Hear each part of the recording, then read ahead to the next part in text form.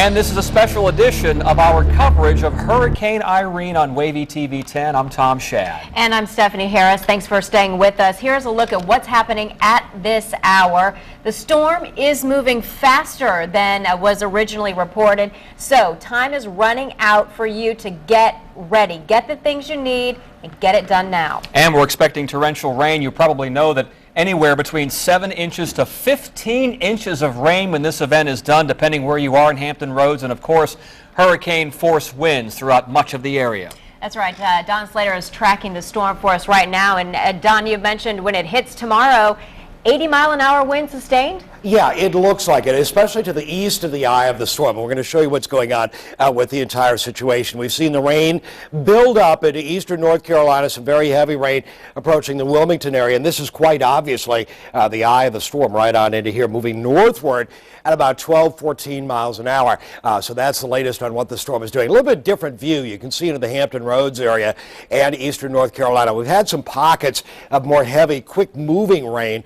Now we're going to see a widespread rainfall move on in during the overnight hours, and it'll cross the border into Virginia eventually. Some of these pockets of heavier rain indicated in some of the yellow colors moving on through. We're going to see a lot more of that. It's going to be a real heavy rainer, as Tom had mentioned, between 7 as much as 12 to 15 inches of rainfall into the area as this thing moves on through. We're waiting for Irene. You'll see the center of the storm way down here, but look at all this rainfall all the way on up from off the Savannah, really even the Florida coastline, all the way on up to almost the Virginia state line. So that's a huge amount of rain that has yet to move on through our area as it moves northward on into the region. We've got a little bit different view of things. We've got the forecast models, and we'll give you an idea of what's going on with the storm. Here's the 5 p.m. edition of things, and it's at 100-mile-an-hour winds right now. I want to show you how things are going to be moving. Let's try that one again and show you what's going on with that. A little bit different view of things. Again, we'll try that one and give you an idea. There we go.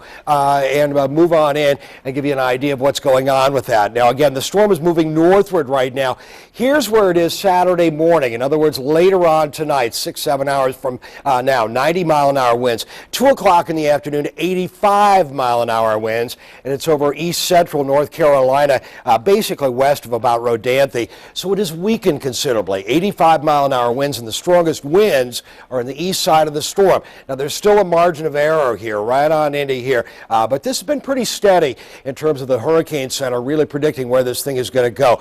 Forecast models in terms of where they're predicting things to go, they're pretty good, really quite good. However, the intensity forecasts are not as good, so we want to watch out what goes on with that. But so far, it looks like this storm is weakening as it moves northward. Now, we move on up a little bit, and there's where it is by Sunday morning early. In other words, tomorrow night late, 80-mile-an-hour winds. It bypasses the eastern shore. You're on the west side of the storm, the good side of the storm. You're still likely to see some gusts to around hurricane strength and some tidal flooding, especially a little bit farther southward. And again, as that continues to move northward toward New York and on up into New England and the Canadian Maritime provinces, it'll tend to fall apart. But here are the forecast models. That's all these little lines here, but they're basically going right on down the middle, right through here where the Hurricane Center is taking the storm. Now, we're waiting for Irene. Rain, we're going to see huge amounts of rainfall into the area, but as far as the wind, the purple colors indicate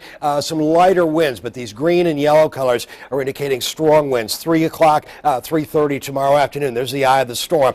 Future trackers got a little farther eastward by maybe 10, 15 miles from what the Hurricane Center has. But look at that northeast wind at 7:30 in the evening. Our high tide is at 8:30, 9 o'clock in the evening. There's where it is at 10 o'clock in the evening. We've got a northeasterly or east-northeasterly wind here and a wind coming in out of the north-northwest on the back side of it. There's where things are by 2 o'clock in the morning. Accomack County getting hammered by some wind very late tomorrow night. And you'll note, look at this wind right through here. There was where some of the strongest winds are. By 7 o'clock in the morning, still strong winds across the eastern shore, but things lighten up during the day coming up on Sunday. By 10 o'clock in the evening, a light northwesterly wind flow through the area.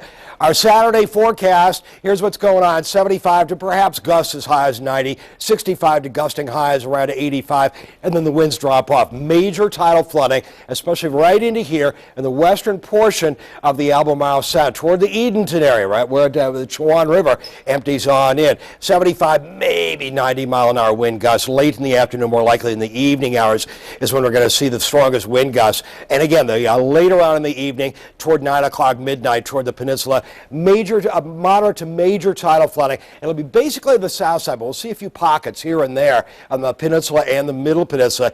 But the eastern shore, I don't think we'll see as much, 65 to as much as 85 in the pre-dawn hours. That's it for now. We'll have more details, fill in some more information for you in a few minutes.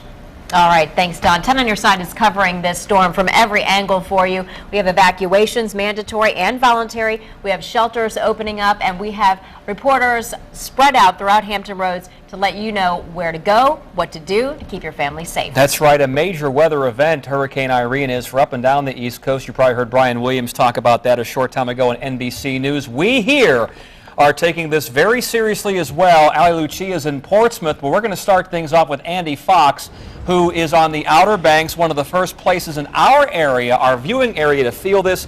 Andy, you're on Nag's Head right now. What's happening where you are? Yeah, Tom, let me say this. If you're listening to this back in Hampton Roads, let me give you fair warning. This is going to be a huge rainmaker hurricane, okay? We've got these outer bands that are dumping massive amounts of water. We just had one go through. We had the surf out here that's starting to pound this shore. Now, remember what we've been reporting, that Dare County came in here and put in 100 yards more of beach. I'm telling you, half of the surf is already half of the 50 yards, okay? And it's coming closer. It's high tide, but the surf is tough.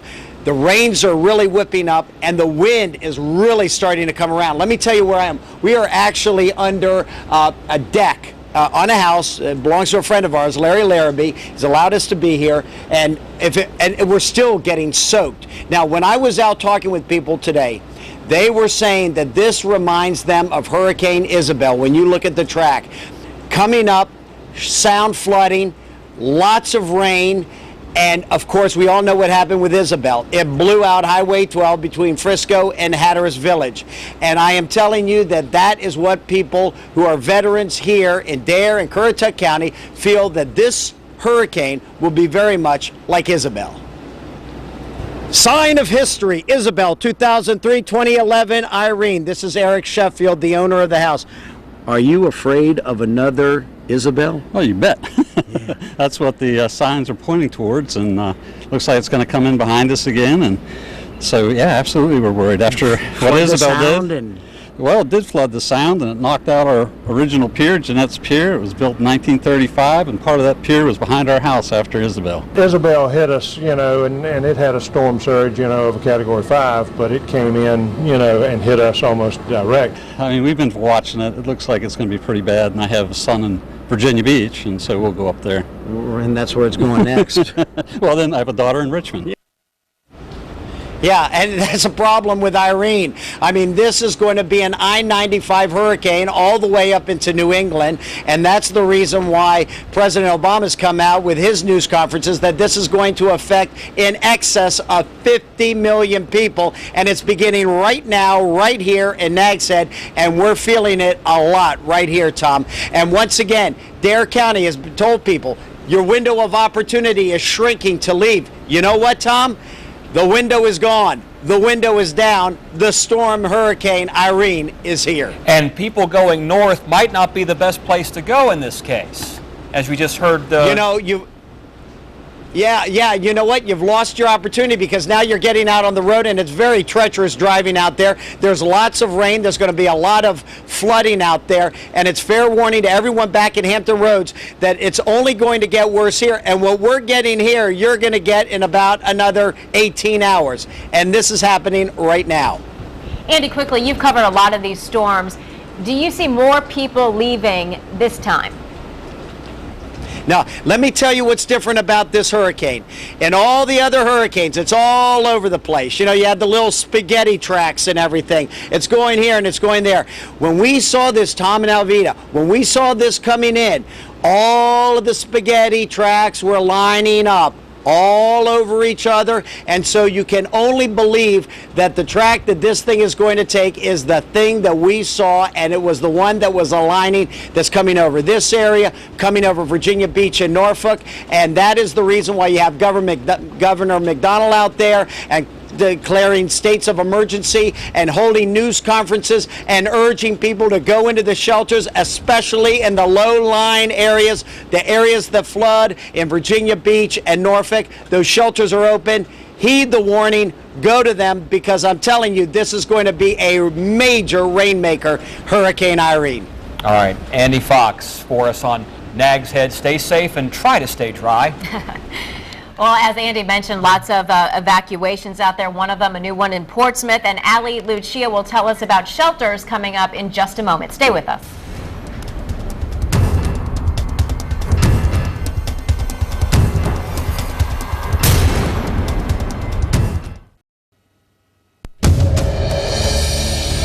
Welcome back to this special edition of 10 on Your Side's coverage of Hurricane Irene. We've been talking about lots of evacuations, both mandatory and voluntary. Portsmouth has some mandatory evacuations, so they've opened up some shelters to take in people. Doesn't mean you have to get out of town. You can go to one of these shelters, and our Ali Lucia is here to tell us more about it. Ali, where are you exactly in Portsmouth? Stephanie, I'm at Churchland Middle School. It's one of two emergency shelters that have been opened up. Now, we heard Andy talking about how if you can get to a shelter point, if you're in a low-lying area, get to some place where you can be secure. Well, this is the place, Churchland Middle School. It opened at about 7 p.m. tonight. We've already seen about 100, at least 100 people taking advantage of this opportunity to get into a safe place. The other location doesn't open until tomorrow morning. That opens at 8 a.m. on Saturday, and that is Craddock Middle School. Now, I can tell you that emergency officials for the city of Portsmouth will be meeting at 8:30 tonight. Now, they're going to be meeting to maybe possibly add more shelters to that list, and we're going to try and get that latest information for you. Now, I was in Old Town earlier this afternoon, and that new seawall has been put in place. And Irene, this is going to be the first test for that seawall. Now, Old Town is one of those spots in Portsmouth that has been issued a mandatory evacuation. I spoke with one Old Town resident, Scott Morgan, who said he is going to ride this storm out. During the Isabel, although there was a lot of damage in the city, we didn't really have as much water damage in Isabel as we did that northeaster. So tonight, I'm not excited about the storm coming. I don't necessarily want to stay, but I think we really have no place to go. And this is, I just soon stay down here, and I think we'll be fine. We have enough supplies for 4 or 5 days.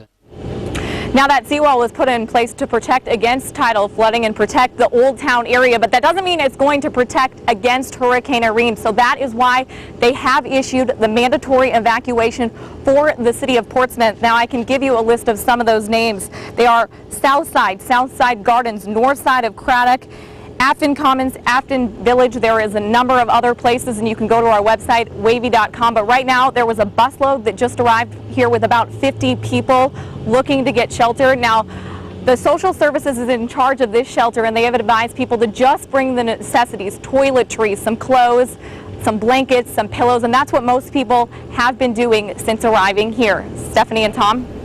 All right, a lot of people taking this seriously, as you can see from our early indications. What, 100 and 150 people there right now at that shelter, basically? Yeah, Tom, there's cars coming in right now. Wow. A bus pulled up with 50 people, and there should be more coming in. Obviously, just opened up at 7 o'clock, so we're anticipating a lot more people to be coming here. And Ali, I'm going to assume that this is one of those shelters where animals are not welcome? No, I did ask that question because there were people here that came up to me earlier wanting to know. No pets are allowed at this shelter or the other location in Portsmouth. All right, that's good to know. SPCA, that would be the place to go. People need to get their pets to another spot. Thank you, Ali. You're welcome. All right, we're back with more coverage of our special edition of Hurricane Irene after this.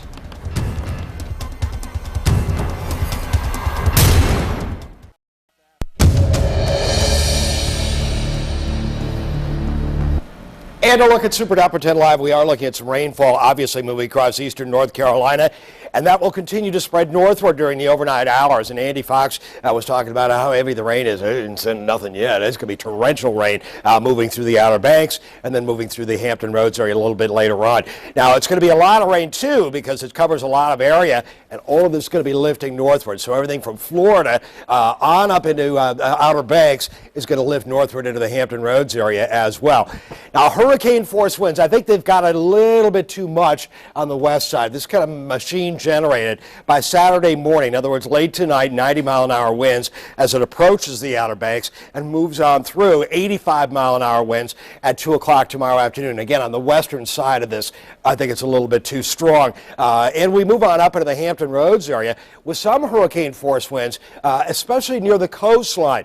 2 o'clock in the afternoon, once again, Category 1 storm. This is not as strong as was earlier indicated. And again, it's going to show a lot of hurricane force winds to the west of it, but I don't think it'll be as bad as that. But we could see some across the eastern shore, especially, well, the entire Virginia eastern shore coming up late on Saturday night and early Sunday morning. So we're waiting for Irene. A lot of rain. I showed you that huge expanse of rainfall. And just to show you some rainfall amounts into the region, and it kind of wiggles and waggles around a little bit. I think Hatteras is going to get more than this, but really anywhere in the area between 8 and 10, 11, 12, 13, 14, maybe 15 inches of rain. Huge amounts of rainfall into the area. Now here's some of the winds. Here's where we're expecting some of the highest tides along the shoreline here, farther southward into the Pamlico Sound, western edge of the Albemarle Sound toward the Edenton area, into the Hampton Roads area, along the ocean front, anywhere connecting to the south side, even into the Lynn Haven Inlet system, certainly into the Elizabeth and James River, Nansemond River, on up into nearing Isle of Wight County, and also into the peninsula. We're looking at portions of Poquoson and Hampton, and then farther northward, again along the eastern shore with some of those winds. Now, Mike Goldberg is with me, and he's got some information on these tides. Let's have a look at what's going on. Mike? Hey, Don, yeah, the worst part of the storm is actually going to coincide with high tide tomorrow down at Duck about 8 o'clock in the evening. So the worst of the storm comes through during the evening. Sewell's Point at about 9 o'clock. Wachapreak, 9 o'clock as well. And this is a comparison with Isabel, how high the water is going to be at Sewell's Point. Notice it's a little bit lower than what we saw with Isabel, the same at Duck and also Yorktown. Now, as Don mentioned, it looks like by the time it gets to Virginia Beach, we're going to be dealing with a Category 1 storm, maximum sustained winds at about 74 to 95 miles per hour. Significant flooding can be expected, large area power outages, roof damage is a possibility, and significant mobile home damage as well. We're going to have more on the upcoming Isabel storm coming up after this.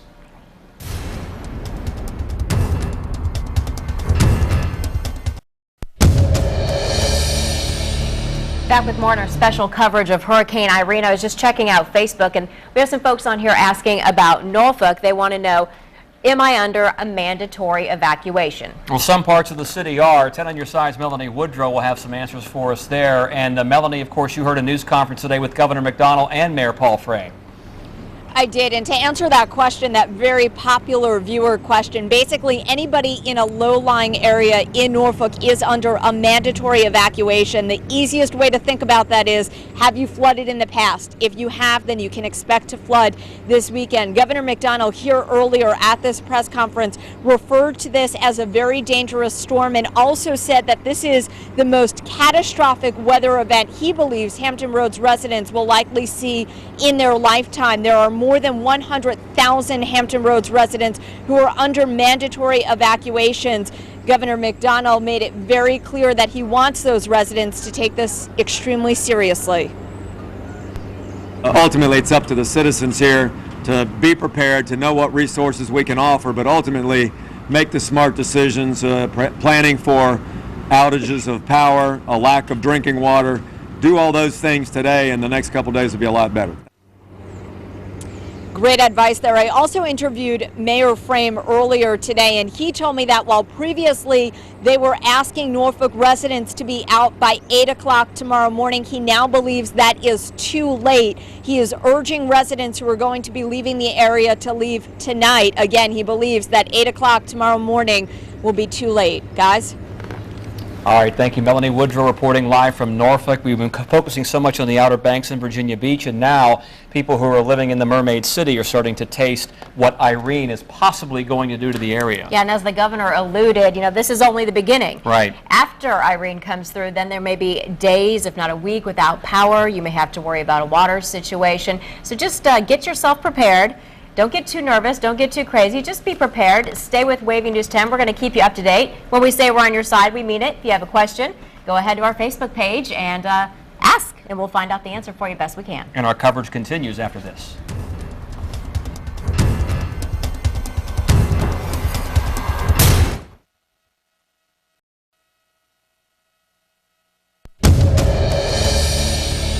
Back with continuing coverage on Hurricane Irene, and we've been talking a lot about the Outer Banks and Virginia Beach. That's right. Our Ann McNamara is live at the ocean front where she's been all day. And Ann, they were building a huge pyramid of sand. What's the latest out there now?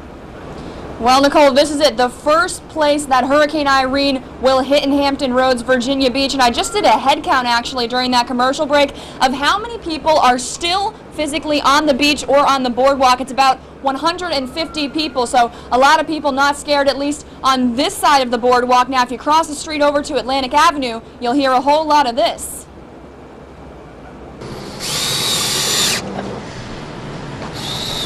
No surprise, they are boarding up the stores. When I first arrived here yesterday, I saw that several of the stores were boarded up and they left the door open. Tonight, when I just went out, we saw that those doors officially boarded up on most of the stores on Atlantic Avenue. Now, that really gives you a sign of what these people think is coming, and if you don't take that hint, you can read the boards. Several of the boards say very eerily familiar names. Anyone remember Bonnie, Felix, Isabel? They say they're expecting this type of storm. Now, also, Nicole, you actually mentioned that sand pyramid. They built it at 2nd Street to protect Grommet Island. They say that will be necessary, and they've also have addressed the vacation spots here. Remember the Ferris wheel? That has no seats on it. The carousel also has no horses. They're ready for a very big storm, and I'm told by the hotel owner, I'm in a hotel right now, and I'm told that there are people staying in this hotel specifically to sit here and watch Hurricane Irene, and of course, that's what we'll be doing. Now, I posed this question a little bit earlier. I looked out as the waves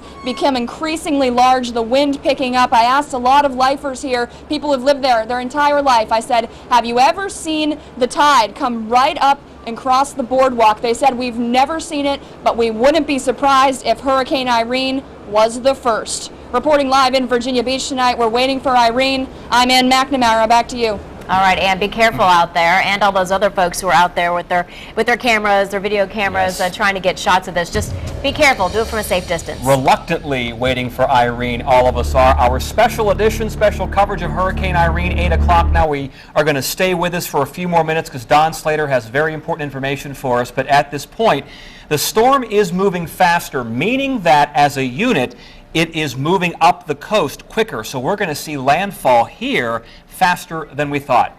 That's right, about 2 o'clock as opposed to midnight as we thought before. Right. Don Slater's going to update us now on the latest path of the track here. Don? Okay, we did get the latest update from the National Hurricane Center. It's not a track update, it's a position update and where it's going. Again, huge expanse of rain. We're going to see this move through our area. Again, real heavy rain is expected through the area. Now, on to the latest. There's one thing going on here. A couple of things. Number one, it is not strengthened at all. Still at 100-mile-an-hour winds. It is, and this is the most important thing, but we don't know how important it is yet. Moving northeastward instead of northward. So if it's going to take a little jog, we'll have to kind of watch that. That would be about the direction that it's moving right now. But again, expected to move on through the southern portion of the Outer Banks, 85-mile-an-hour winds. There's where it is during later in the day. Again, moving through the around 85, 80-mile-an-hour winds just to the southeast of Virginia Beach, out to sea, well out to, or not well out to sea, but out to sea off of the eastern shore, and then it moves on up over the New England coastline. So again, we're looking at this storm mainly tomorrow during the day and mainly tomorrow evening. All right, there is so much information out there. Know that we will cut in whenever there's anything important. And also, you can follow us on WAVY.com for all the latest information all the time. All that information, too, scrolling at the bottom of your screen, is updated constantly. And our sister station, Fox 43 TV, we're going to have a lot of new information for you coming up at 10 o'clock. And, of course, WAVY News 10 at 11 with those special track numbers that we need to see where Hurricane Irene is going and, of course, the intensity. So keep it right here for all the information you need on Hurricane Irene and its approach to North Carolina and Virginia.